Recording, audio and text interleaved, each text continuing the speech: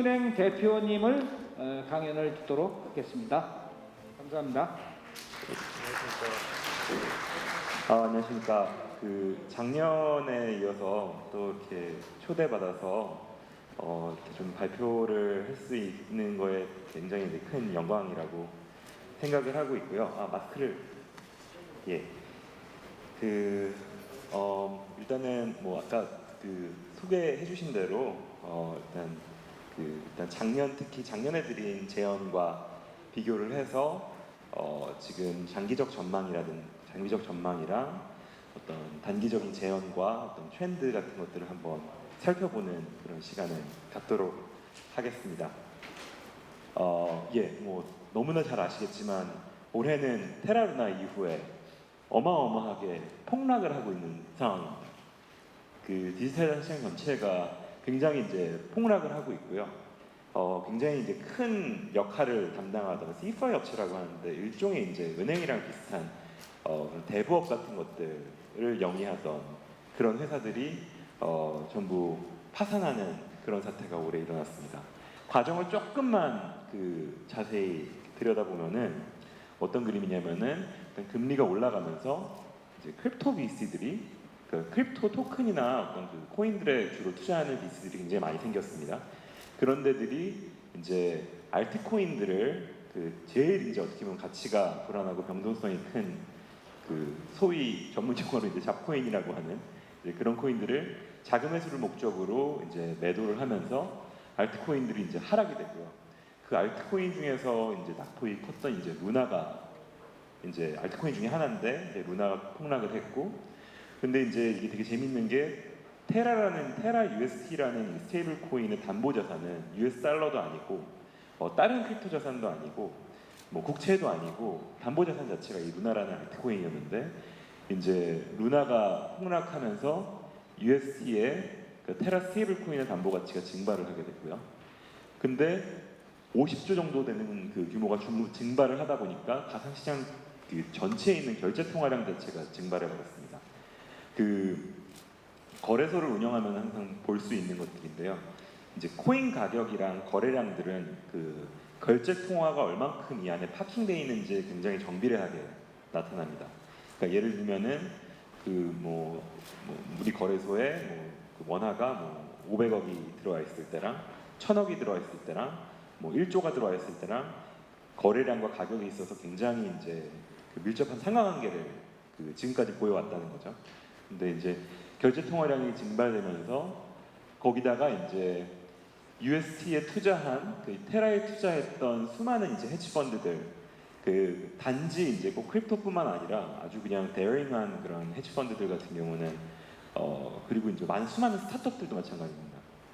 크립토 안에 있는 우리 디지털 산업, 가상자산 산업 안에 있었던 헤지펀드들뿐만 아니라 스타트업들이나 이런 헤지펀드들이 파산을 하게 됐고요. 파산을 하면서 얘들이 이제 보유하고 있던 알트코인 물량들을 던지면서 알트코인들이 또 하락을 했고, 그리고 결과적으로 이제 헤지펀드들이 이렇게 파산을 하면서 3AC 같은 경우는 AUM이 그래도 7, 8조 이상 하던 그런 헤지펀드인데 얘네가 갑자기 파산을 하면서 얘네한테 이제 대출을 했던 아까 말한 T5 업체들이 파산을 하거나 아니면 담보들을 강제 청산을 하게 되면서 비트코인이나 이더리움 가치까지 이제 하락하는 이런 그림이 이제 이런 연쇄적인 반응들이 이루어졌었습니다.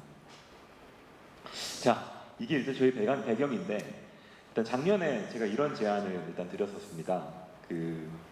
일반적인 사람 마인드가 변동성을 제가 이 인더스트리에 한 7, 8년 동안 있으면서 봐온 결과 비트코인의 변동성은 코인 중에서 가장 안정적인 게 비트코인인데 이것도 석유 이상의 변동성이 높기로 유명한 석유 같은 커머디티보다도 높은 변동성을 지니고 있으니까 웬만한 사람들이 이거를 투자하기가 굉장히 어렵습니다. 이거를 갖고 어떤 다양한 투자 전술을 통해 가지고 못 버팁니다. 이 변동성. 멀쩡한 정신을 갖고 있는 사람들이. 그러다 보니까 이제 가지고 있는 기존 가용 금융자산의 5% 이내의 범위에서만 비트코인 같은 것들을 크립토를 이제 편입하시기를 추천드리고 바벨 전략 안에서의 비트코인이나 어떤 가상자산들을 활용하는 방식으로 투자를 하시는 게 좋겠다라는 일단 제안을 드렸었고요. 그리고 두 번째 드린 제안은 그러면은 그런 식으로 이제 5% 이내에 가용자산을 편입을 하는데 언제 그럼 들어가야 되냐? 어떤 투자자 유형에 따라서 매수 적기가 굉장히 다를 수 있지만 기본적으로 일반적으로 전고점 대비 30% 이상의 폭락이 있을 때가 역사적으로는 가장 좋은 매수 타이밍이었다. 그 비트코인이나 이런 크립토 자산들 같은 경우 30% 폭락은 사실 특별한 일이 아닙니다. 굉장히 자주 일어나는 일이라서 뭐 나스닥이 30% 폭락한다라고 하면은 S&P가 30% 폭락한다 그러면 지금 뭐 대재앙이지만 뭐 비트코인 30% 폭락은 저희들 입장에서 사실 그렇게 일상적인 일입니다. 굉장히.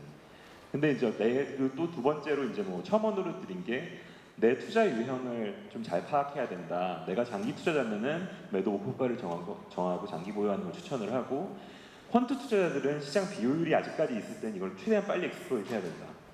그 알고리즘 투자하는 사람들 가장 빠르게 이제 들어오는 게 좋다. 모멘텀 투자자들은 웬만하면은 이건 너무 힘드니까 모멘텀 투자자들은 웬만하면 코인은 투자하는 거 추천하지 않는다. 이렇게까지 좀 디테일하게 제안을 드린 바 있습니다. 그래서 1년이 딱 지났고요.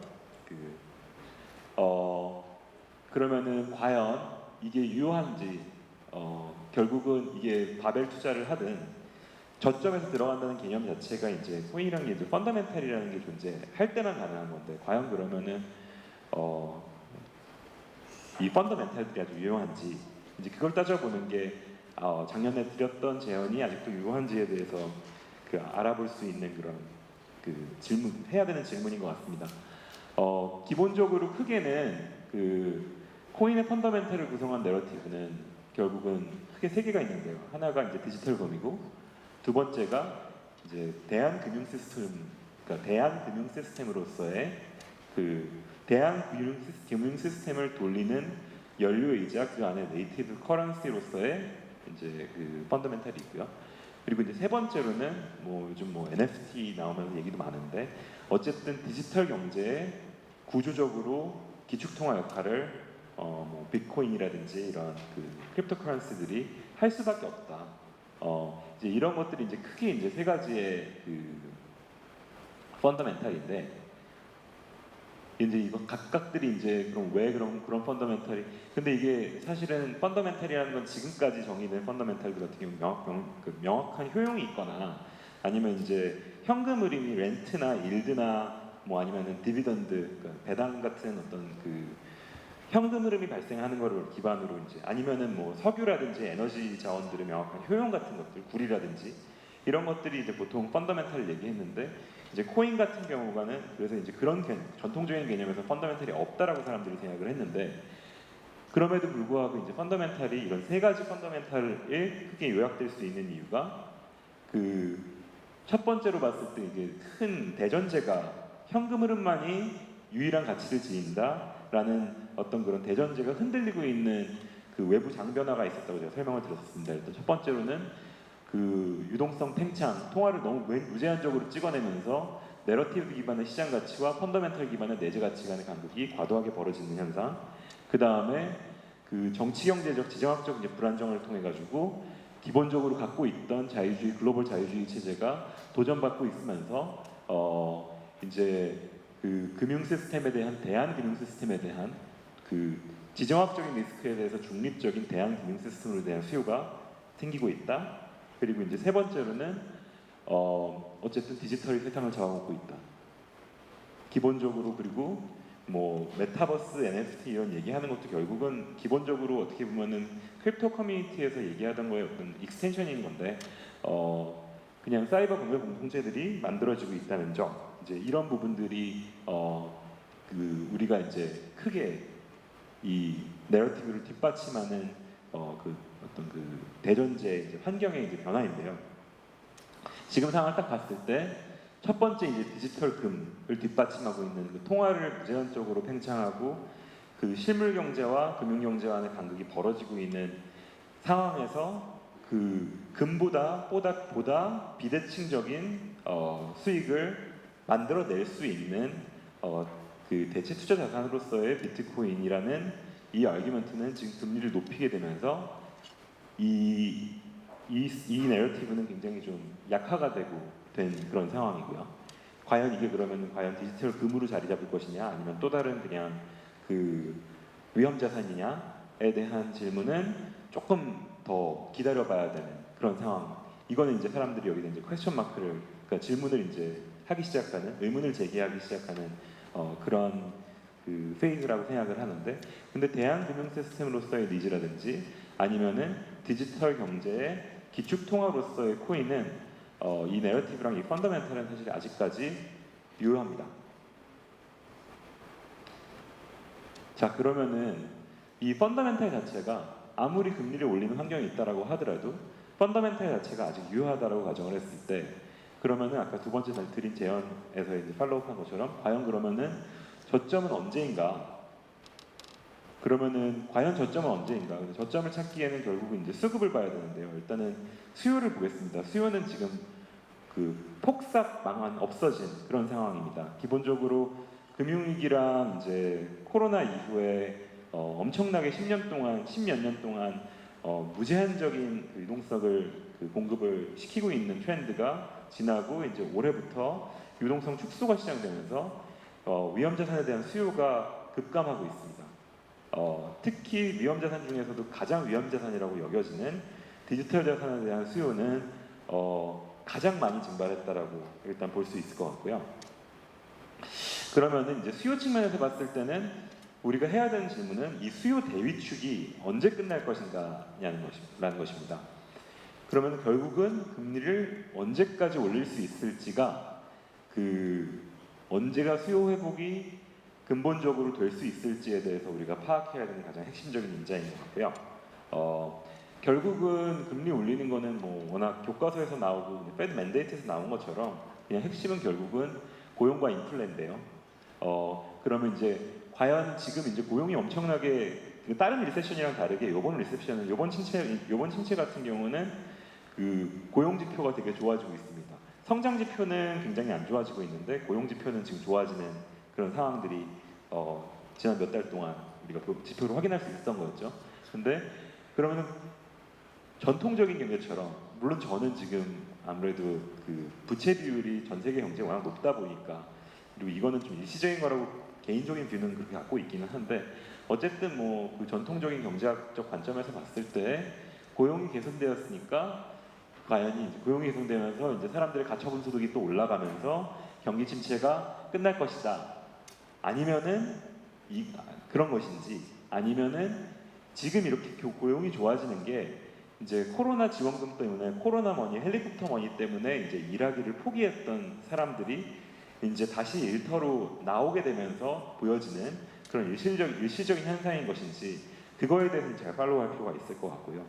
그리고 두 번째 이제 인플레 같은 경우는 지금 에너지 공급 부족에 의한 인플레가 사실 특히 유럽 같은 경우에 굉장히 큰데, 이거를 잡기 위해서 어디까지 금리를 올릴 수 있는지, 지금 부채 비율이 전 세계적으로 너무너무 높은데 에너지난에 이제 그 기아에, 그러니까 음식도 지금 그 푸드 쇼티지도 엄청 심한 상황인데요.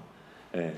그리고 이제 금리를 올리면서 장기채 가격 자체도 엄청 크게 하락할 수밖에 없는 상황인데, 이 모든 것들을 다 감수하고 어디까지 금리를 올릴 수 있을 것인지, 정치적으로 어디까지 올릴 수 있을 것인지, 최근에 이제 뷰추얼에서 발표한 거 보면은 인플레이션 잡으려면은 적어도 5%는 가야 된다라고 하는 거를 기사를 본 것 같은데요.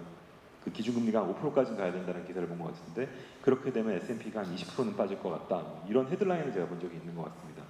그 정도로 빠진다라 그러면은 이제 미국 같은 경우는, 우리나라 사람들은 이제 그 부의 저장 수단을 보통 아파트, 부동산, 한국, 중국 같은 그런 데를 많이 하는데, 미국 같은 경우에는 뭐 전부 다 주식에 내 노후의 연금과 모든 것들이 이제 묶여 있는 상황인데, 그럼에도 불구하고 인플레를 잡기 위해서 이제 펜션 펀드가 모두 바닥나는 연금을 보장받지 못하게 된 상황을 정치적으로 용납을 사람이 할 수 있을지, 이제 이런 거에 대한 사실은 질문을 해야 될 거고, 그 타이밍이 언제까지 올 수 있을지, 이런 거에 대한 고민이 가장 핵심적인 고민인 것 같습니다. 자, 그럼 이제 뭐 수요 사이드에서는 결국 금리가 제일 중요하다는 거고요. 그 공급 사이드에서는 지금 어쨌든 대장주인 비트코인과 이더리움을 좀 한번 따져볼 필요 있을 것 같습니다. 비트코인 산업, 비트코인 생산 같은 경우는 사실 반도체 시장이랑 굉장히 흡사한 모습을 지금까지는 보여왔습니다.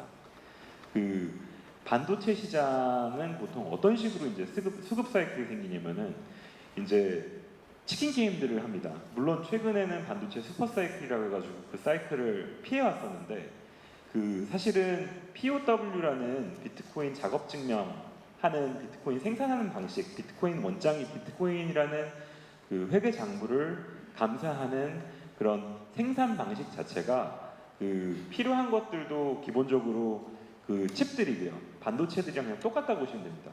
ASIC이라는 반도체 칩을 갖고 그 작업 증명을 통해 가지고 비트코인 원장을 감사하는 방식으로 그럼 그 감사하는 거에 대한 대가로 비트코인을 받게 되면서 이제 이게 비트코인이 생산되는 그런 구조인데요. 업 하는 자체가 초기 드는 캐펙스, 오펙스 드는 내용 구성 자체가 굉장히 비슷하다 보니 그리고 이제 새로운 이제 그 기술의 발전들이 이제 드러나고요. 뭐 처음에 M30S라는 뭐 ASIC 칩이 나왔다가 그거보다 더 발전된 칩이 나왔다가 그거보다 더 최신된 칩이 나오고 1세대, 2세대, 3세대 하는 것들이 반도체 산업 경쟁하는 거랑 굉장히 비슷합니다. 근데 지금이 명확하게 치킨 게임 중입니다. 그 지금 보면은 여기 올해 한 테라루나 사태가 발생한 다음에 이 M30S라는 모델로 그 생산을 하던 업체들이 이제 퇴출을 당하기 시작했고요. 이게 마이닝 덴시티라는 건데 이제 구체적인 질문들은 이제 나중에 뭐 혹시 테크니컬한 부분에서 관심이 있으시면은 질문을 제가 받아서 설명드리도록 하겠습니다.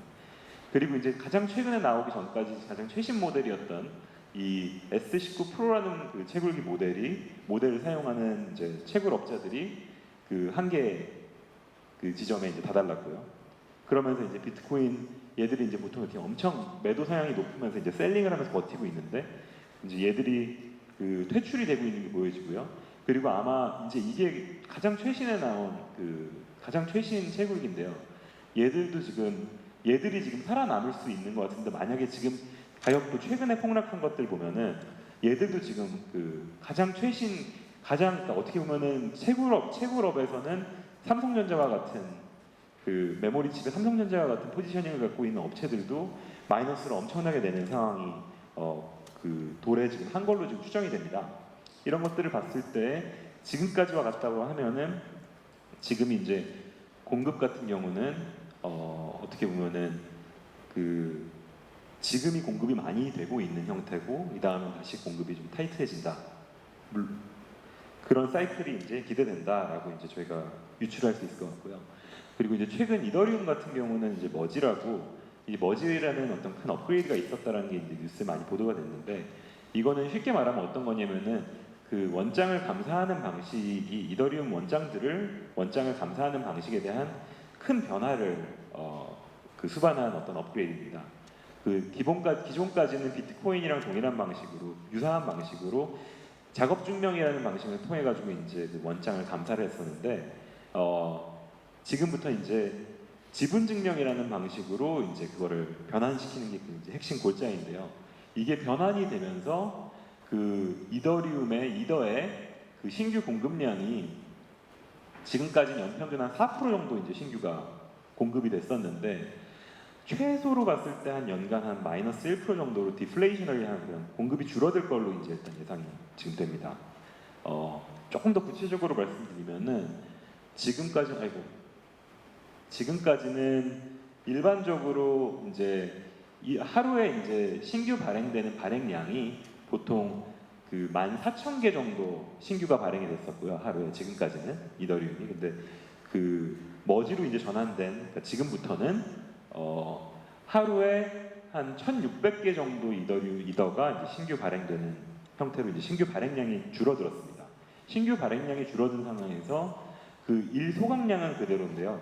보통 그 트랜잭션들이 많이 그 없는 때에는 뭐 한 1,000개 정도씩 소각이 되고 아주 그냥 그 뭐 NFT 화랑장이라든지 아주 그 이더리움 위에서 많은 애플리케이션이 돌아가고 트랜잭션이 아주 굉장히 빈번히 일어나는 그런 화랑장에서는 보통 한 72,000개 정도 소각이 되는데 그래서 지금까지는 이더는 화랑장에만 디플레이셔너리했고 이제 슬로우한 지금 같은 이제 그 베어 마켓에서는 인플레이셔너리한 기조가 있었었는데 이제는 거의 대부분 아주 그냥 트랜잭션 그 이더리움 자체에서의 액티비티가 활동이 아예 없는 그런 시기를 제외하고는 대부분의 시기는 그 디플레이션에 가까운 그런 공급 스케줄이 이제 현실이 되어버렸습니다. 그러니까 공급인 이더리움은 도리어 이제 줄어들었다라고 하는 상황이 되는 것 같습니다.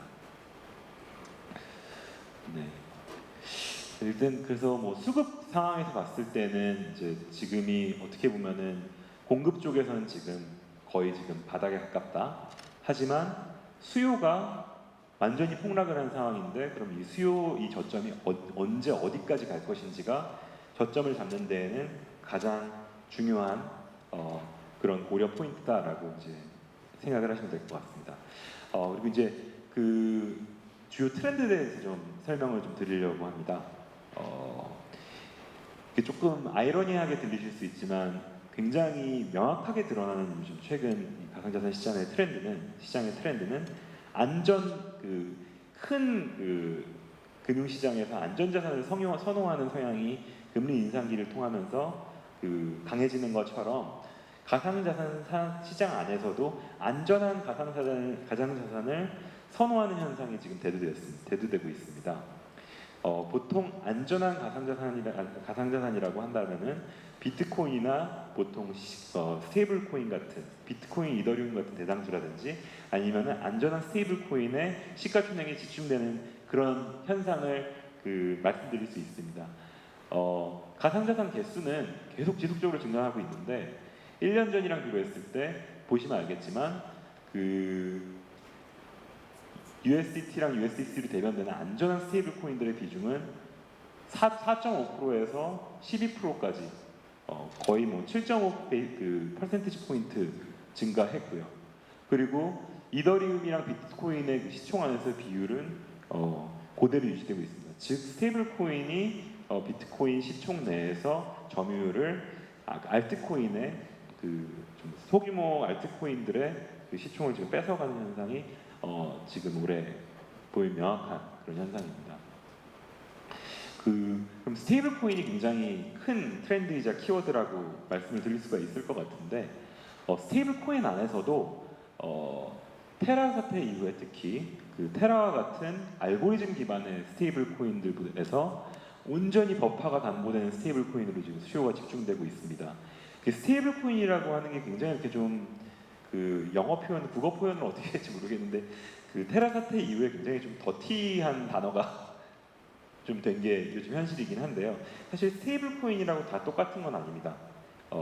근데 스테이블 코인은 사실은 굉장히 핵심이 알고리즘 스테이블 코인이다 뭐다 얘기를 하는데요. 결국 핵심은 담보입니다. 테라라는 스테이블 코인의 담보는 알고리즘이라고 했지만 테라라는 코인의 담보는 그냥 루나였습니다. 근데 이제 이거를 알고리즘을 통해 가지고 자동적으로 이제 수급을 조절을 하면서 담보 자산의 가치가 별로 없더라도 이제 이 태그가 유지될 수 있다라고 이제 주장하는 부류가 있었던 거고요. 그리고 사실 이거는 크립토 안에서 되게 진지하게 이걸 공부했던 사람들은 이거는 성립하기 힘든 그런 이제 이론이다라는 이제 견해가 좀 지배적이었던 것 같습니다.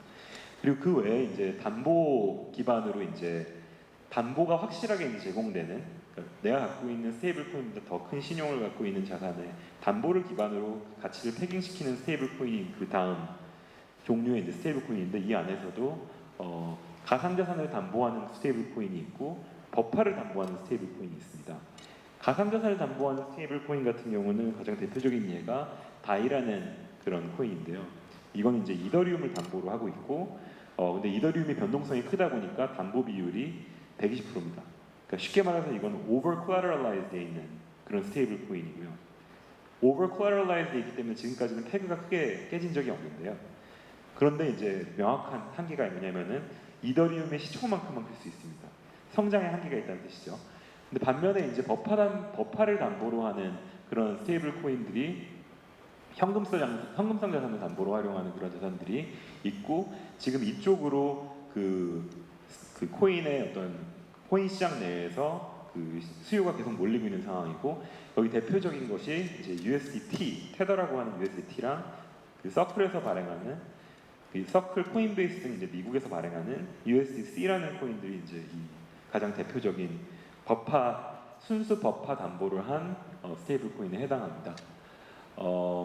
엄청나게 이제 약진을 하고 있고요. USDT랑 USDC라는 이 버파 담보 스테이블 코인 양대 산맥인 두 가지 코인의 그 크립토 시총안의 비율이 지금 사상 최고를 경신하면서 우상향 중입니다. 그리고 이제 이런 스테이블 코인들, 특히 USDC 같이 미국에서 통제되고 있는 그런 미국에서 발행되고 미국에서 예치되고 미국에서 감사되고 이제 관리가 되는 그런 스테이블 코인의 발행자를 규제하는 방식으로 스테이블 코인을 양성화시키고 있는 움직임들이 명확하게 보여지고 있고요. 이제 이거는 향후 유통자에 대한 발행자뿐만 아니라 유통자에 대한 규제까지도 이제 발전할 거로 이제 생각되고 있습니다. 모든 법안들이 이렇게 나와 있고요. 이 법안들을 그냥 요약을 하면은 양질의 스테이블 코인과 우량 스테이블 코인과 굿 퀄리티 스테이블 코인이 아닌 것, 양질의 스테이블 코인과 양질의 스테이블 코인이 아닌 것들에 대한 이제 얘기들을 많이 하는데요. 일반적으로 적격이죠. 예, 적격 스테이블 코인들을 규정을 하는데 이제 USDC 같은 경우가 적격 스테이블 코인에 딱 해당합니다. 이걸 염두하고 만든 규제 같다는 생각이 이제 명확하게 이제 그 생각을 지울 수가 없습니다. 그럼 이제 어떤 게 이제 USDT가 지금 시총이 1위긴 한데 지금 USDC가 많이 이거 오탑니다. 지금 따라잡고 있고요. 밑에가 USDT가 USDC입니다.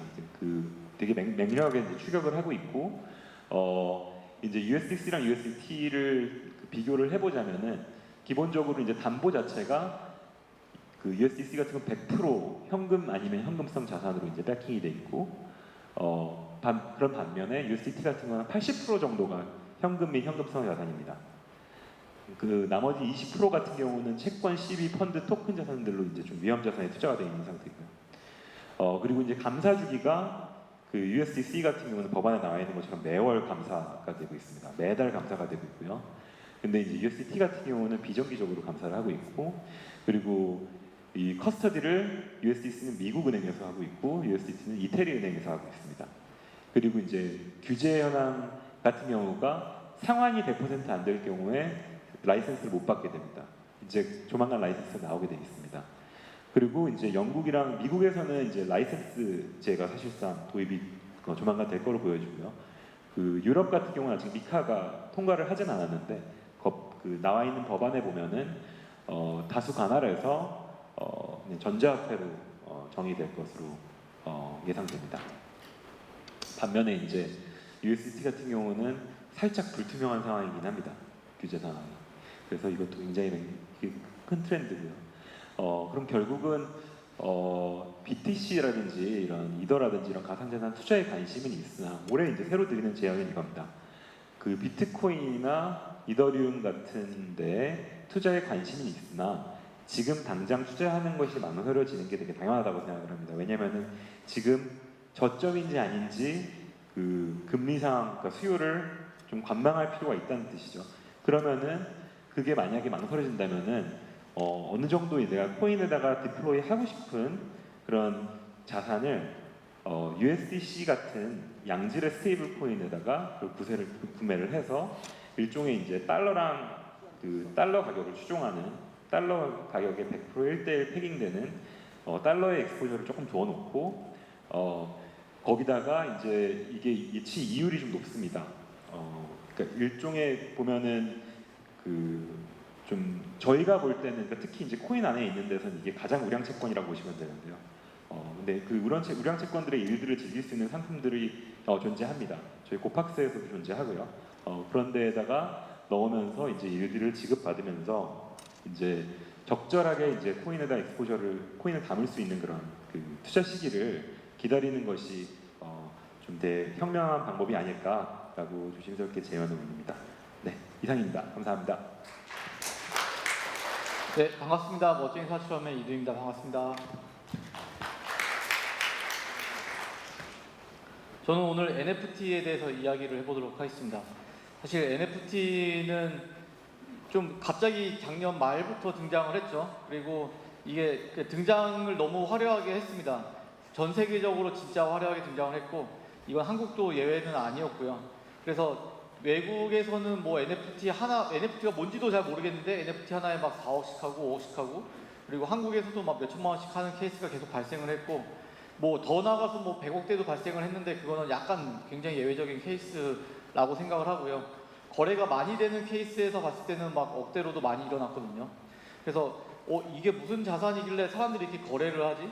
그리고 플러스 NFT로 막 1000배 벌고 막 10,000배 벌고 이런 게 약간 일상이 돼버리는 케이스가 좀 많이 발생을 해서 사람들이 NFT에 굉장히 많이 관심을 가졌습니다.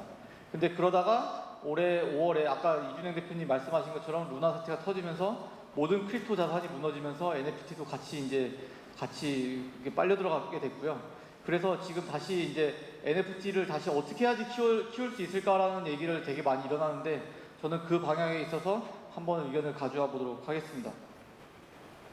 이게 약간 우리 어릴 때 들었던 우리의 소원은 통일 막 이런 거 있잖아요. 그러니까 모든 사람이 하려고 했는데 아무도 이루지 못한 그런 매직 키워드가 있는데 이 블록체인 쪽에서는 매스 어댑션이라는 게 엄청나게 매직 키워드입니다. 이게 뭐냐면은 다수가 한 번에 유입이 되는 케이스이거든요. 그래서 이게 뭐 100명 들어오고 뭐 1000명 들어오고 이런 수준이 아니라 300만 명 들어오고 500만 명 들어오고 이런 서비스를 만들어내는 게 이 매스 어댑션인데 뭐 페이스북 같은 경우에는 뭐 수억 명의 사람들이 쓰죠.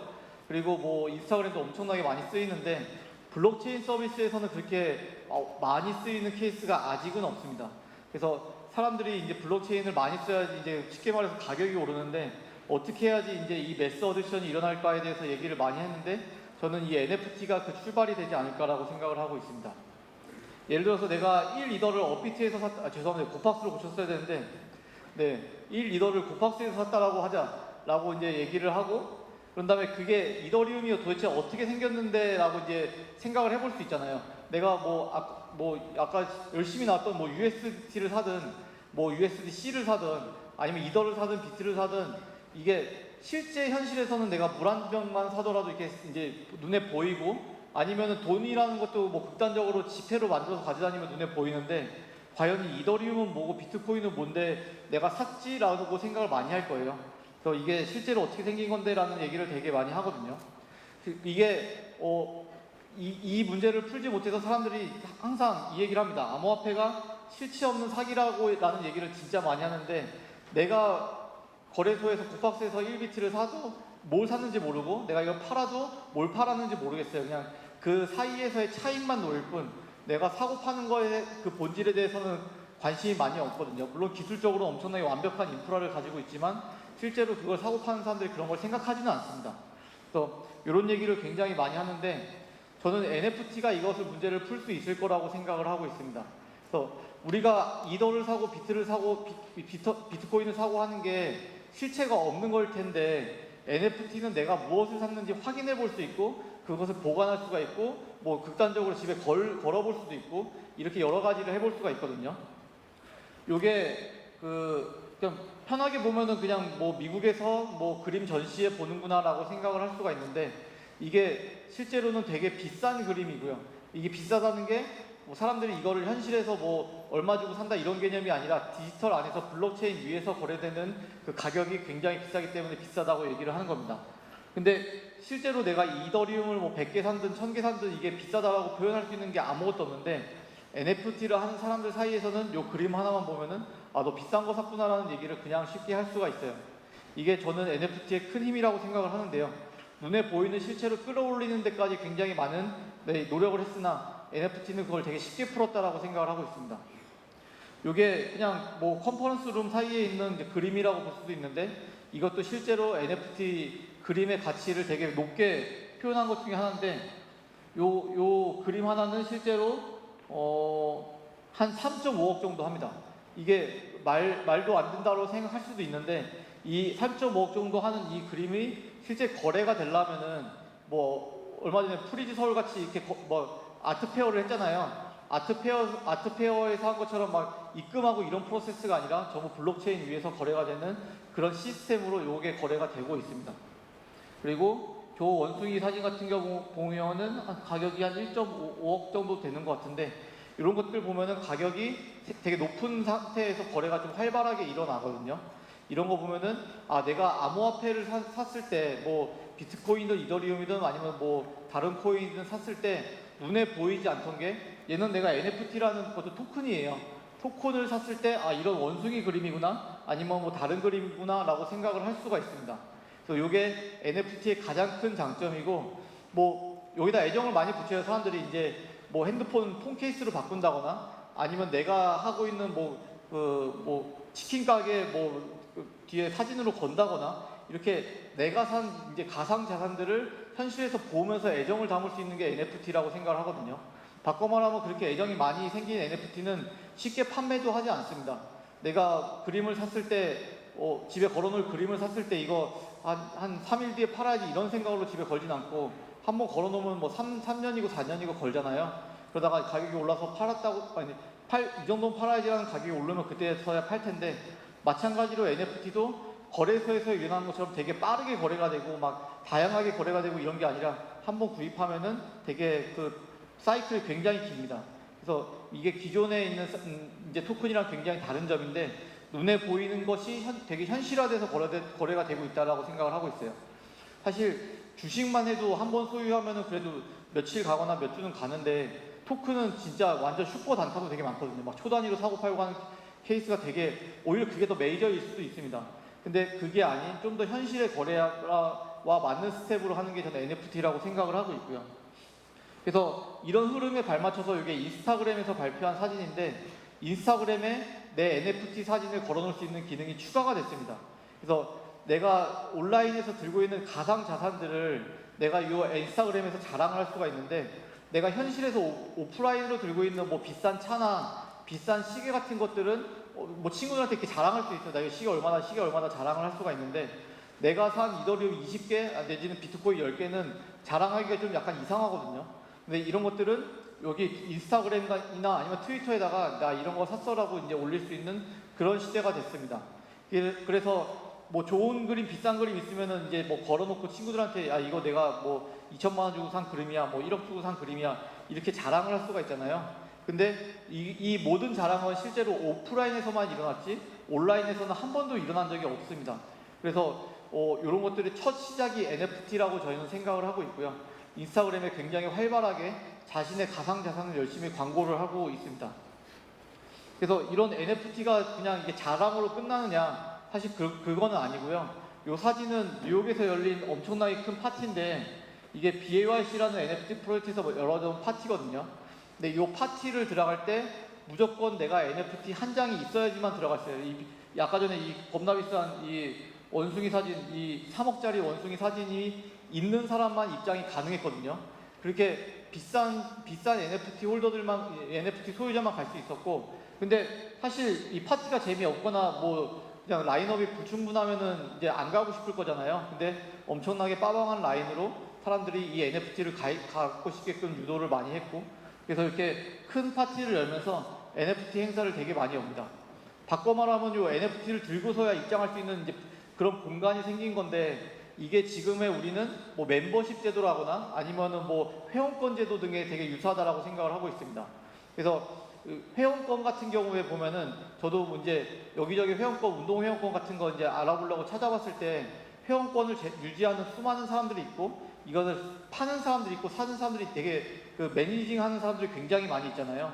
그래서 이런 사람들이 이제 그 회원권을 유지하는 그 자산들을 계속 월급을 받아가면서 일을 할 텐데 이걸 NFT로 바꾼다라고 하면은 저는 골프장 회원권도 되게 많은 리소스가 줄어들 거라고 생각을 하고 있습니다. 내가 사고 싶을 때 사면 되고 팔고 싶을 때 팔 수 있는 그런 플랫폼이 아예 생긴다라고 생각하고 있고요.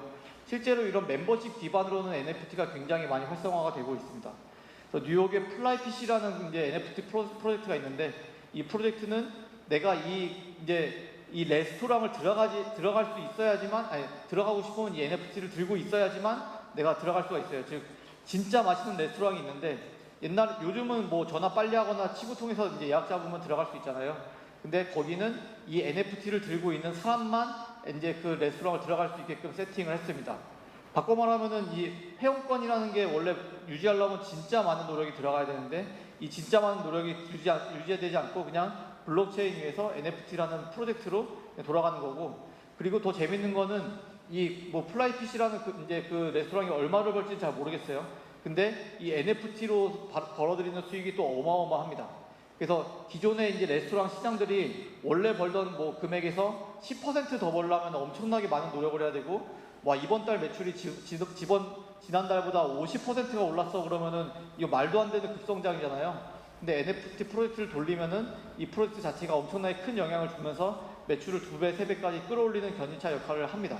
그래서 실제로 많은 멤버십들이 NFT로 돌아가고 있는 상황이고요. 저희는 그것에 힘을 좀 많이 믿고 있는 상황입니다. 요거는 두들이라는 NFT 프로젝트인데, 이 두들이라는 NFT 프로젝트는 실제로 굉장히 큰 밸류로 굉장히 크게 투자를 받았습니다. 그래서 이 NFT 프로젝트 자체가 하나의 IP가 돼서 아이언맨이나 아니면 슈퍼맨처럼 IP가 돼가지고 계속 이제 컨텐츠를 생산해 나가는 상태가 됐고요. 이렇게 컨텐츠를 생산해 나가는 상태에서 두들이라는 프로젝트가 되게 많이 핫해지고, 이것뿐만 아니라 되게 많은 프로젝트들이 미국에서 큰 밸류를 차지해 나가고 있습니다. 이 두들도 사실 가격이 만만치 않거든요.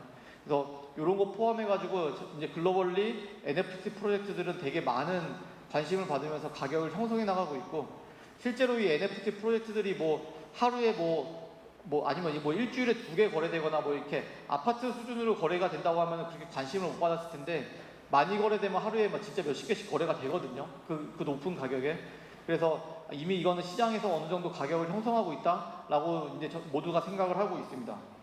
그래서 이런 그림의 NFT들이 되게 많은데, 이게 미국에만 있냐 그러면 절대 그러진 않고 한국에도 이런 프로젝트들은 되게 많이 있습니다.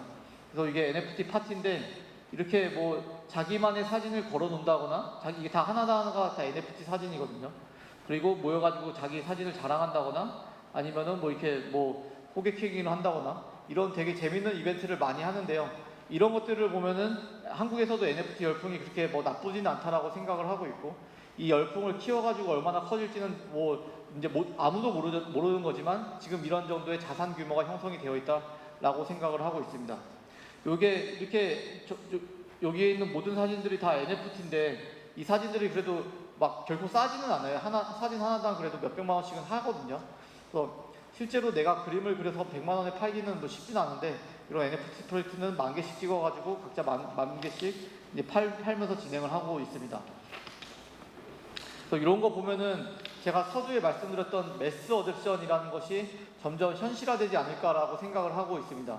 실제로 이 블록체인 계열에서는 요 매스 어댑션, 즉 뭐 1,000명, 2,000명 들어오는 게 아니라 막 300만 명, 400만 명 들어오는 그런 서비스를 만들어내는 게 굉장히 중요한데, 이런 서비스는 사실 거래소가 유일하게 성공을 시켰고, 거래소를 제외한 그 어떤 블록체인 프로젝트도 이런 매스 어댑션을 실현시키지 못했습니다. 그래서 지나가는 사람들이 블록체인 프로젝트를 뭐 없어도, 그냥 블록체인 아예 없어도 살아가는데 아무런 지장이 없거든요. 근데 뭐 극단적으로 택시가 사라졌다 그러면 진짜 많은 게 불편해질 거고, 뭐 볼펜이 사라졌다 그러면은 뭐 없어져야 될 산업들이 굉장히 많잖아요. 근데 이렇게 시끌시끌한 이 블록체인이 사라지더라도 우리 삶은 하나도 바뀌는 게 없을 겁니다. 근데 그럼에도 불구하고 저는 이 매스 어댑션이라는 키워드, 즉 되게 많은 사람들이 한꺼번에 이 블록체인 프로젝트에 들어온다는 이 키워드 자체를 저는 되게 높게 평가하고 있고, 많은 사람들이 이쪽으로 노력을 좀 많이 하고 있는 그런 상황이라고 저는 생각을 하고 있습니다. 그래서 NFT는 이런 블록체인을 실생활에 연결할 수 있는 좋은 다리라고 생각을 하고 있는데요. 실제로 근데 NFT가 아닌 다른 프로젝트들이 실생활에 많이 연결이 되어 있기도 합니다. 뭐 여러분들 아마 다 들고 계시는 앱일 텐데, 쿠브라는 앱이 있거든요. 우리 코로나 백신 맞은 것들을 증명하는 쿠브라는 앱이 있는데, 이 쿠브라는 앱도 이제 켜보시면 알겠지만 첫 로딩 화면이 블록체인을 이용한 이제 데이터 검증 시스템을 쓰고 있다는 얘기를 하고 있어요. 그래서 그런 거 보면은 이미 우리 실생활에 블록체인이 좀 들어와 있는 것 같긴 한데, 근데 그것들을 이제 기술적으로 보이지 않는 형태에서 기술 형태만 쓰고 있는데, 그게 아니라 보이는 형태로 앞으로 끌고 와가지고 비즈니스 형태로 연결해놓은 것은 NFT가 최초가 아닐까라고 저는 생각을 하고 있습니다. 그래서 NFT가 접목할 시장은 굉장히 많은데, 저희 회사는 어떤 거에 집중을 하고 있나, 요 얘기를 좀 해보도록 하겠습니다. 그래서 이렇게 크리스마스 이브에 애인과 콘서트를 가려고 하는데, 예매를 못했다라고 하는 되게 엄청나게 힘든 상황이 발생을 할 수도 있잖아요. 콘서트 티켓 무조건 가야 되거나 아니면은 어디 뭘 하더라도 해야 되는데 아무것도 준비를 못하고 뭐 일하느라 바빠가지고 성시경 콘서트 티켓을 예매를 못했어요. 그러면은 내가 해야 될 것은 중고나라에 가거나 아니면 당근마켓에 가가지고 2차 거래되는 이제 시장들 이제 누군가 샀는데 이제 안 가서 팔려고 하는 그 티켓들을 이제 들고 와야 되거든요. 그래서 그런 거를 보면은 제 생각에는 이제 이런 게 방법입니다. 그냥 검색해가지고 그냥 가는 건데 이렇게 뭐 슈퍼 콘서트 양도합니다 아니면은 LCK 결승 양도합니다 막 이런 것들을 좀 얘기를 해요. 근데 사실 이걸 한번 사는 게 좀 약간 불안합니다. 왜냐면은 이렇게 사가지고 사기 맞을 확률이 굉장히 높고 그리고 종이 티켓이잖아요. 종이 티켓은 위조하기가 너무 쉬워요. 그래서 그냥 프린트 해가지고 두꺼운 도화지에다가 이제 잘라가지고 보내버리면은 이게 이 사람은 진짜로 산 건지 가짜로 산 건지 모른 채로 그 콘서트 티켓장에 갈 거고 현장에서 삐빅하고 찍어봤는데 이거는 가짜다 그러면은 입장이 안 되는 거죠. 그래서 저는 그런 리스크 때문에 항상 이런 콘서트 티켓을 2차 거래에서 살 때는 그냥 두 페어씩 삽니다. 그래서 하나가 만약에 무너지더라도 하나가 만약에 가짜더라도 현장에서 사실 이거였습니다라고 꺼낼 수 있게끔 페어를 2개를 꺼내는데 이것은 즉 내가 사는 이 티켓에 대한 릴라이어빌리티, 신용이 굉장히 떨어지는 거잖아요. 그래서 이런 것들은 저는 블록체인이 다 해결할 수 있지 않을까라고 생각을 하고 있습니다. 그래서 위변조가 불가능하고 거래가 빠르면 금융사고가 안 터지는 게 저는 티켓 분야에서 이제 NFT로 넘어가는 게 아닐까라고 생각을 하는데요. 실제로 내가 오늘 저녁 7시에 이제 성시경 콘서트 티켓을 가는데 근데 막 여자친구랑 싸웠어요. 남자친구랑 싸워가지고 안 가게 됐어요. 이럴 때 이 티켓을 팔아야서 내 금전적 이득을 취해야 되는데 그러려면은 이제 뭐 당근마켓에 올리던지 중고나라에 올려가지고 내 티켓 사가세요 하는데 실제 거래가 되는데 너무 힘들거든요. 전화 받고 만나서 줘야 되고 막 이거 너무 불편한데요. 이렇게 이제 NFT로 넘어온다고 하면은 그냥 NFT 온라인 마켓에 올리면은 누군가 그걸 사갈 거고 그 자리에 그걸 사가지고 바로 입장을 하면 됩니다. 그래서 되게 편리한 시스템으로 저는 구성이 되어 있다라고 생각을 하고 있고요. 그래서 저는 이렇게 막 대형 콘서트들 있잖아요. 완전 뭐 말도 안 되는 막 몇만 명씩 들어오는 대형 콘서트 티켓이 NFT로 언젠간 좀 바뀔 거라고 생각을 하고 있습니다. 그런 이유는 왜냐면은 뭐 챔피언스 리그 같이 큰 축구의 그 입장 매표소 가보면은 안표상들이 어마어마하게 많고요. 그리고 그 안표상한테 표를 잘못 사가지고 돈은 돈대로 날리고 입장은 입장대로 못하는 사람들이 울고 있는 케이스가 굉장히 많이 있습니다. 그래서 이런 것들은 그러니까 이런 뭐 콘서트 운영재단에서 열심히 만든 것들을 악의적으로 이용하는 수많은 나쁜 사람들인데 이렇게 티켓을 NFT로 바꿔버리는 순간 저는 그런 것들에 대해서 아까 말씀드렸듯이 위변조가 불가능하다는 것 때문에 안표상은 다 없어질 거라고 생각하고 있고요. 그리고 모든 거래는 다 투명하게 보이기 때문에 어느 정도 제재를 가할 수 있지 않을까라고 저는 생각을 하고 있습니다. 그래서 이런 게 어떤 거냐면은 사실 이게 H.O.T라는 그룹을 다 아실 텐데 H.O.T라는 그룹의 콘서트도 이제 1초 만에 판매를 하고 그리고 최신의 이제 그룹인 BTS도 콘서트 티켓이 1초 만에 판매가 됩니다. 그래서 이런 거 보면은 그 역사와 전통을 자랑하고 이런 슈퍼 레전드급 이제 콘서트들은 이제 그냥 단기간 내에 팔려 나가거든요. 근데 이런 거 단기간 내에 팔려 나가는 그림을 보면은 저는 이게 NFT 판매랑 굉장히 비슷하다라고 저는 생각을 하고 있습니다. 그래서 롯데홈쇼핑에서 만든 벨리곤 NFT라는 게 있는데 이것이 1초 만에 완판이 됐고 그리고 신세계 캐릭터 푸빌라 NFT도 1초 만에 완판이 됐고 그리고 뭐 여러 가지 뭐 프로젝트들이 1초 만에 완판이 됩니다. 이런 거 보면은 실제로 그 티켓을 파는 행태와 그리고 NFT를 사고 파는 행태가 굉장히 유사하기 때문에 사용자들의 접근성도 굉장히 많이 학습이 되어 있다라고 저는 생각을 하고 있습니다. 그래서 이렇게 NFT를 가지고 이 행동 패턴을 그대로 앞에서 말했던 이 티켓에 적용할 수 있는 게 저는 되게 좋은 패턴이라고 생각을 하고 있고요. 그리고 이것이 즉 아까 말씀드렸던 매스 어댑션의 한 축이라고 생각을 하거든요. 왜냐하면 콘서트 뭐 10,000명 정도가 열리는 콘서트다 그러면은 10,000명이 어쨌든 이 NFT를 이제 사야 되는 거고 이제 옛날같이 이제 종이 티켓을 사던 시대는 지났다. 디지털 티켓을 사야 된다라고 할 수도 있고 더 나아가서 내가 이거 디지털 티켓 막 영화 티켓 모으는 사람들 되게 많고 그리고 뭐 콘서트 티켓 모으는 사람들 되게 많잖아요. 근데 어쨌든 종이가 주는 그 세월의 아름다움도 있겠지만 잃어버릴 수 있는 리스크도 굉장히 큽니다. 그래서 막 콘서트 티켓 막 20개 모았는데 갑자기 청소하다 잊어버리고 이럴 수 있는데, 그렇게 내가 열심히 봤던 영화들, 열심히 모았던 것들 하면은 이렇게 지워지진 않는 형태에서 NFT가 다 모일 수 있는 그런 거라고 저는 생각을 하고 있습니다. 그래서 이런 비즈니스들은 저희는 티켓에 초점을 맞췄는데, 사실 더 많은 기업이 NFT를 통해서 매스 어댑션을 할 수 있다라고 저는 생각을 하고 있거든요.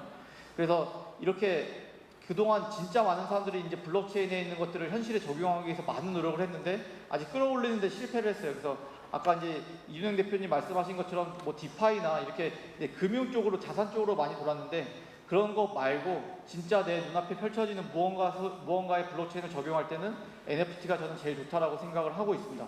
그래서 이제 NFT는 이제 시작이라고 생각하고 있고, 3년 뒤, 4년 뒤에는 엄청나게 우리 실생활에 영향을 주는 NFT가 많이 오지 않을까, 그렇게 생각을 하고 있습니다. 네, 여기까지 얘기를 마치도록 하겠습니다. 감사합니다. 네, 먼저 이제 이두희 대표님께 질문을 하고 그 다음에 먼저 강연을 마쳐주신 이준행 대표님께 질문을 드리겠습니다. 플로에서 들어온 질문을 중심으로 말씀드리는데, 제가 개인적으로 관심이 있는 게 멋쟁이 사자처럼이라는 회사 이름을 어떻게 지으셨는지 그게 좀 궁금해서 먼저 답변을. 이거는 제가 이제 대학생 때 자퇴를 했는데, 대학원생 때 자퇴를 했는데요. 학교를 그만두고 이제 백수가 돼서 이제 백수 상태에서 이제 한 한 달 동안 놀았어요, 그냥 진짜.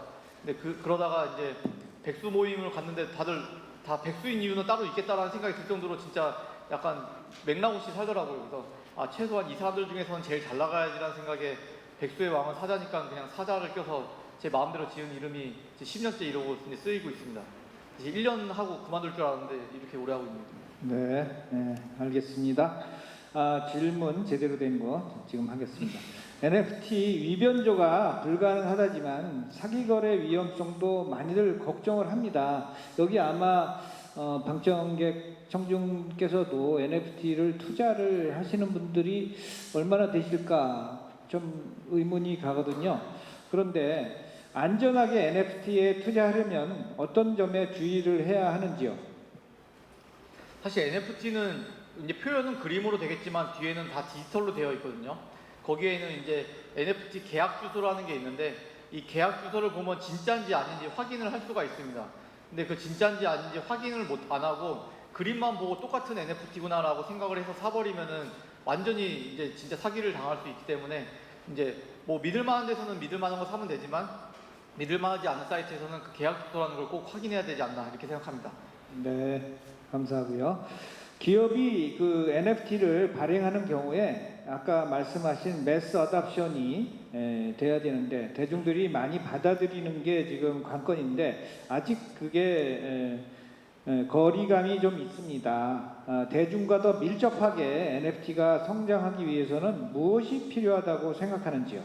저는 결제의 편의성이 좀 증가돼야 된다고 생각을 하거든요. 우리가 뭐 네이버 페이나 카카오 페이 아니면 각종 은행사 페이 같은 거는 되게 편하게 쓰는데, NFT 하나 살려면은 진짜 막 6단계, 7단계, 9단계를 거쳐야지만 살 수가 있어요. 그래서 되게 어렵거든요. 근데 그거는 이제 되게 여러 가지 규제 때문에 아직 이제 뭐 카드 결제가 안 되기 때문에 그런데, 이런 게 다 풀려야 되지 않을까라고 저는 생각을 하고 있습니다. 네, 또 질문이 하나 더 있습니다. NFT 투자할 때 가치가 있는 아이템은 어떻게 찾아낼 수가 있는지요? 아까 강연하실 때 한번 애정이 담긴 NFT는 절대 팔지 않는다, 뭐 이런 말씀을 하셨는데, 일반 투자자들이 NFT를 유통시장이라면 어떤 시장이 있을지 모르겠지만 투자를 할 때에 그 어떻게 보면은 선별할 수 있는 방법 뭐 이런 게 있는지요? 저는 그래도 NFT가 디지털에서 돌아다니는 거기 때문에 개발팀이 괜찮은지를 보는 게 되게 중요하지 않을까라고 생각을 하고 있습니다. 네. 마지막 질문으로 NFT에 대한 정부 규제나 투자자 보호 정책이 지금 어떻게 진행되고 있으며 어떻게 앞으로 전망이 되시는지, 정부가 지원책을 지금 쓰는 차원이 있나요? 아직은 사실 지원책이라고 보기에는 좀 이제 나오진 않는데 조만간 나오지 않을까라고 생각을 하거든요. 마치 코인이 맨 처음 나오고 이제 규제가 만들어지는데 시간이 꽤 걸렸잖아요. 마찬가지로 NFT도 그 정도 시간이 걸리지 않을까라고 생각을 하고 있습니다. 네, 시간이 돼서 이상으로 질문을 마치겠습니다. 이두희 사장님 수고 많으셨습니다. 감사합니다. 네. 자, 그러면은 아까 저 강의를 해주신 이준행 대표님께 다시 질문을 드리겠습니다. 사실 코인에 대해서 우리가 많이들 관심이 사실은 있는 건 분명해요. 요즘 언론에도 많이 그게 기사화되고 하는데 최근에 비트코인이 2만 달러 밑으로 떨어져 가지고 2020년 이래 최저치에 근접하고 있습니다만은 참 이 약세장이 얼마나 갈지 다들 이제 걱정스러운 대목이긴 합니다. 아까 이 코인 시장 전망에 대해서 말씀을 하시면서 금리가 가장 중요한 변수다, 수요가 관건이다 이렇게 말씀을 하셨습니다. 질문이 있습니다. 현재 코인사 300곳이 넘었다는데 이게 코인사가 어떤 코인사인지 잘 모르겠지만 코인 투자 권유 연락 등 계속 톡으로 연락이 오고 뭐 이렇게 사기꾼들이 들끓는다고 합니다. 피해자가 도처에 깔렸다는데요. 코인을 올바로 투자하는 방법, 그 경로, 안내망이 안전한 곳이 있는지 소개해 주세요. 이렇게 질문이 왔습니다. 와, 참 이거는 저도 이제 겪어보지 못한 세상인데요. 근데 그게 아마 저는 그 카톡이나 이런 데로 계속 그런 게 아마 성행하고 있나 봐요. 네, 이거 저는 그런 것들은 정말 사기인 것 같고요. 절대 투자를 안 하셨으면 좋겠다는 생각을 갖고 있습니다. 이게 쉽게 돈 벌어보려고 하는 마음을 이용하는 사람들은 너무너무 많고 쉬우니까요. 그런 게 공짜가 없잖아요. 그래서 기술적인 부분이라든지 이제 내가 확신이 없는 상태에서 그런 코인 투자 권유들이 들어왔을 때 내 눈으로 내가 검증한 것이 아닌 경우에는 그 코인 투자는 더더욱 하면 안 된다라고 생각을 하고 있습니다. 네. 좋은 사이트라는 거는 사실은 이게 조금 어려운데 옛날 같은 경우는 이제 보통 뭐 엔젤리스트라든지 뭐 이런 미국 쪽에서 이렇게 운영하는 그런 사이트들이 있긴 있었는데요. 근데 이제 그런 데들이 지금 불법으로 우리 규제가 들어오면서 내국인들이 이제 접근을 아마 잘 못할 겁니다. 근데 일단 그래도 지금 우리나라 국내에서는 IEO라는 게 금지가 된 상황인데 우리나라 국민들이 아직 가입이 차단이 안 된 해외 거래소들 중에서 IEO를 진행하는 데들이 있는데 그런 데를 통해 가지고 초기 투자에 참여하는 것은 방법이 될 수 있으나 근데 아마 한 번 더 말씀드렸듯이 이거는 정말 초고위험 투자이기 때문에 벤처 투자, 엔젤 투자보다 더 이게 밸류 어크럴이 가치 적립이라고 해야 되나요? 그걸 뭐라고 하는지 모르겠는데 밸류 어크럴이 굉장히 명확하지 않습니다. NFT 포함한 모든 토큰들이 그러니까 오히려 암호화폐는 밸류 어크럴이 그래도 상대적으로 명확한 편인데 아니면 뭐 스테이블 코인이라든 어떤 현실 생활의 세상에서 담보가 있는 것들 같은 경우는 근데 대부분의 토큰들이 밸류 어크럴이 어떤 방식으로 되는지 따지는 것 자체가 굉장히 어렵습니다. 참여하더라도 본인이 검증하고 본인이 확신이 있는 경우에 본인이 감당할 수 있는 선에서만 조금 투자를 하는 것이지 묻지마 투자는 절대 지향하셨으면 합니다. 네, 하여튼 투자에 조심을 많이 해야 되지 않을까 이런 생각이 듭니다. 그러니까 소위 검증된 거래소에서 검증된 코인을 거래하는 것이 가장 안전하지 않을까. 또 투자는 자기 판단에 의해서 해야 되지 않을까 이런 생각을 합니다. 전 아까 강의 중에 질문이 와 있는데 버파를 담보로 한 USDC 스테이블 코인의 그 이자가 연 4%다 이렇게 말씀을 하셨잖아요. 테라 같은 경우는 연 20% 준다고 그렇게 선전을 했었던 것 같은데 일반인들이 가상자산을 예치하는 방법에 대해서 잘 모르는데 이 방법에 대해서 한번 이게 안전하다면은 연 4%면은 금리가 작은 건 아니기 때문에 한번 그 부분에 대해서 좀 부연 설명을 좀 해주시면 좋겠습니다. 굉장히 좋은 질문이고요. 이거 조금 설명 시간이 들어도 상세하게 해드리는 게 좋겠죠. 기본적으로 그 금리가 테라 같은 경우는 자기 주머니에서 나왔습니다. 그러니까 마케팅 수법을 통해 가지고 이제 테라를 그러니까 자기네들이 찍어낸 돈을 20%씩 지급하는 이제 흔히 말하는 이제 폰지 스킴에 가까운 그런 형태로 해가지고 이제 그건 문제가 됐었는데요. 그 외에 정상적인 그런 일들은 이제 머니마켓 기준에서 지금 현재는 보통 이제 4% 정도까지 이제 떨어진 상태인데 이게 보통 스테이블 코인의 경우에 그 레인지가 4에서 머니마켓에서는 한 10.5%까지 레인지가 왔다 갔다 합니다. 굉장히 높으네요. 예, 4에서 10%. 근데 이게 완전히 맥센스 하거든요. 이게 왜 그러냐면은 근데 결국은 레버리지 수요거든요. 레버리지와 그리고 뭐 쇼트를 때리는 것도 결국은 레버리지니까 결국은 근데 레버리지인데 왜 레버리지를 하냐? 거의 무위험에 가까운 트레이딩을 통해서 아직 시장 비율이 너무 많이 존재하기 때문에 무위험에 가까운 수익을 추구하기 위해서 일반적으로 형성되는 그 대출 수요가 시장의 이제 그 비율의 그 심한 정도에 따라서 이제 4에서 10.5% 사이를 왔다 갔다 하는 것입니다. 그러면 이제 거기서 이제 빌리는 헤지펀드나 펀드들은 사실상 그쪽에서 얻어가는 수익은 그보다 더 높다라고 우리가 이제 예측할 수 있을 것 같고요.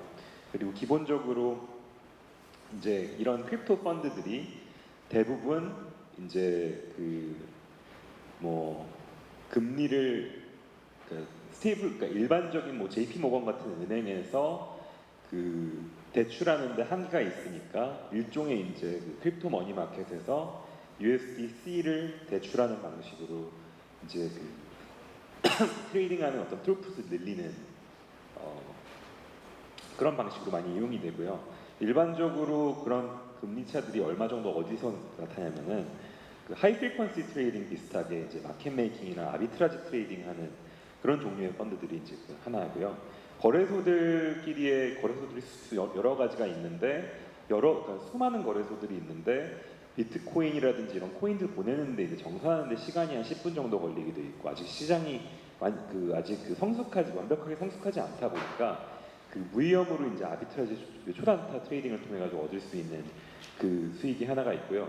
두 번째 수익의 소스는 이제 파생 시장과 선물 시장과 현물 시장 사이에 흔히 이제 베이시스 트레이딩이라고 하죠. 현물 시장과 선물 시장 사이에 가격 괴리가 존재를 합니다.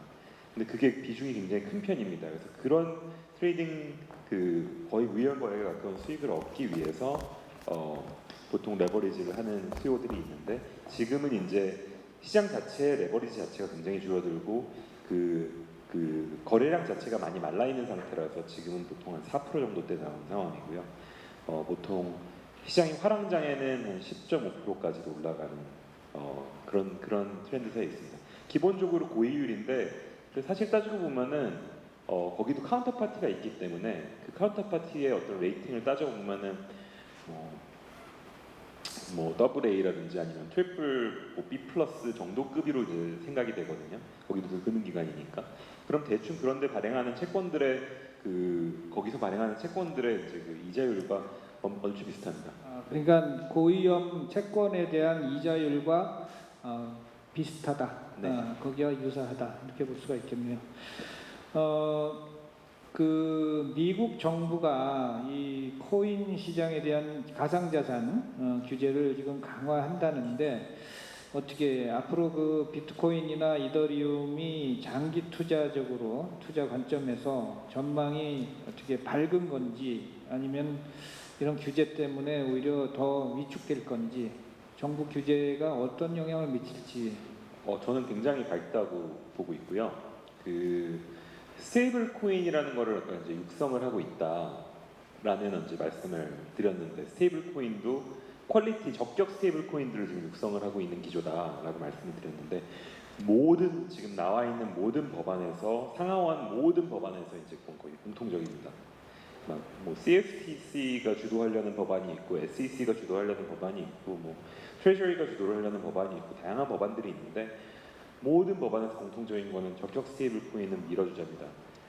적격 스테이블 코인을 밀어주는 상황에서 이미 SEC가 비트코인과 이더리움 같은 경우는 증권형 토큰이 아니다라고 하면 규제 리스크가 사실상 지금 가지고 있는 가상자산에서의 규제 이상의 추가적인 규제는 해당이 없다라고 보시면 될 것 같습니다. 그러니까 쉽게 말해서 가상자산 시장의 결제 통화인 스테이블 코인이 들어올 수 있는 활로는 더 커졌는데, 비트코인이나 이더리움 같은 대장주에 대해서는 추가적인 규제 리스크가 없고, 그리고 제 생각에는 비트코인은 지금 저평가가 되어 있는 상황은 맞다라고 생각을 하고요. 제가 생각하는 수급을 따져봤을 때 적정 가치보다는 밑에 떨어져 있는 상태인데, 이제 결국 언제 들어가냐의 게임이라고 생각을 하고, 이더리움은 제가 볼 땐 적정 가치에 지금 좀 흡사한 것 같은데 오히려 리스크가 좀 더 있습니다. 어떻게 이 팀에서 개발을 해내는지 따라서 장기적인 포텐셜은 더 크다라고 생각은 하는데요. 아직 비트코인처럼 미국 기관이나 제도권에 완전히 편입된 것도 아니고요. 충분히 분산된 것도 아니라는 리스크가 있는데, 그만큼 또 그런 업사이드가 있다라고 저는 해석을 하고 있습니다. 그래서 요약하면은 굉장히 각다라고 저는 보고 있습니다. 네, 그러니까 오늘 처음부터 강연의 그 흐름의 핵심이 금리에서 시작해서 결국은 또 금리로 회귀가 되는데, 금리가 얼마나 올라갈 것인지에 따라서 또 주식시장, 부동산, 또 이 코인 시장도 이 영향을 받겠군요. 네, 참고로 지금 레버리지는 거의 다 그 시스템 안에 있는 레버리지는 거의 다 청산된 상황입니다. 그러니까 이제 레버리지 비중이 보이는데요. 이 업계는 완전히 투명하게 보이는데, 지금은 레버리지가 거의 이 시장 자체에는 없는 상황입니다. 그래서 근데 그럼에도 불구하고 뭐 추가적으로 뭐 예를 들면 내년 상반기에 뭐 진짜 뭐 이런 수요 파괴에도 불구하고 총수요 파괴를 감수해가지고 뭐 금리를 뭐 진짜 뭐 5% 이상으로 막 올리는 상황이 되고, 거기 시장이 또 반응을 하고 지지선이 이제 무너진다라고 하면은 뭐 지금 쉽게 말해서 모든 마이너들도 다 망하고, 이 코인 업계가 한 4년 전, 3, 4년 전으로 이제 회귀하는 상황이 이뤄질 수도 있거든요. 한번 패닉은 또 패닉을 낳기 마련이니까. 근데 그런 가능성도 뭐 배제할 수는 없는데요. 근데 정말 가격을 결정을 할 수 있는 능력이 있는 사람들은 그거는 좀 막으려고 할 확률이 좀 더 크지 않을까라고 개인적으로 생각을 하고 있지만, 어쨌든 지금 향후 한 2, 3개월 동안 열심히 좀 주의 있게 좀 시장을 관찰할 필요가 있어 보입니다. 네, 하여튼 미국 연준이 내일 모레 기준금리, 정책금리 목표치를 이제 얼마로 올리느냐, 또 그 다음번엔 또 얼마나 올리느냐에 모든 자산의 가치의 어떤 변화가 생기지 않을까, 이렇게 지금 생각을 합니다. 오늘 이준행 대표님의 답변을 마지막으로 한국금융투자포럼 여기서 마치도록 하겠습니다. 감사합니다.